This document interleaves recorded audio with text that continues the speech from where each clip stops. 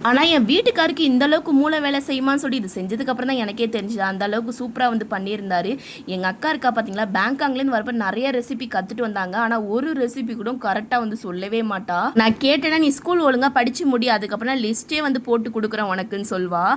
ஆனா வந்து ஃபலூடால வந்து நெறைய ஃப்ளேவர்லாம் வந்து பண்ணுவாங்க இல்லையா, அதெல்லாம் அவ பண்ணுவாங்க. அது என்னமோ பேங்காக்லேருந்து வரப்ப நெறைய வாங்கிட்டு வந்தாங்க அவ. ஃபாரின்லாம் போயிட்டு வந்துட்டா நெறைய திங்ஸ்லாம் வாங்கிட்டு அந்த மாரி எதுவும் வாங்கிட்டு வரேன். இந்த ஃபுட் ரெடி பண்ணுறதுக்கு மட்டுமே நெறைய வாங்கிட்டு வந்து எங்களுக்கு ஒன்று ஒன்று வந்து செஞ்சு கொடுத்துட்டே இருந்தா. ஆனால் இன்னைக்கு என் வீட்டுக்கார் அதோட டிஃப்ரெண்ட்டாக வந்து பண்ணார். எனக்கு இந்த மாதிரி ஒரு ஃப்ளேவர் நான் சாப்பிட்டதில்ல. ரோஸ் இதெல்லாம் வந்து போட்டு கடல் பாசி வந்து பண்ணிட்டு மில்க் மேட் வந்து ஊற்றுனாங்க. ஏற்கனவே வந்து கடல் பாசி செய்ய பார்த்தே மில்க் மேட் வந்து ஊற்றிட்டாங்க. அதுக்கப்புறமேட்டா முந்திரி மட்டும் வந்து சேர்த்துருந்தாங்க. பாதாம் எதுவும் சேர்க்கவில்லை. ரோஸ் இதழ் மட்டும் மேலே வச்சுட்டு ஃப்ரீசரில் ஃப்ரிட்ஜில் அப்படியே வச்சுட்டு கொஞ்சம் நேரம் அதை பீஸ் போட்டிங்கன்னா அவ்வளோ சூப்பராக இருந்துச்சுங்க உண்மையாக சொல்ல போனால். அதே மாதிரி கடல் பாசி மாதிரியே ஒரு ட்ரிங்கிங் வந்து பண்ணுவாங்க. அதுவுமே நல்லாயிருக்கும். அந்த நான் எப்படி ரெசிபின்னு கேட்டுட்டு நான் அடுத்த வீடியோவில் நான் அதை ஷேர் பண்ணுறேன்.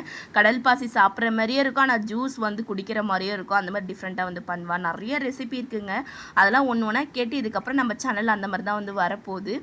ஆனால் இது நான் சாப்பிட்டேன் பாருங்க, வாயில் வச்சதுமே கரைஞ்சி போகுது. பாப்பாவுக்கும் ரொம்ப பிடிச்சிருந்துச்சு. நார்மலாக செய்யறதோட இது வந்து விரும்பி சாப்பிட்டா.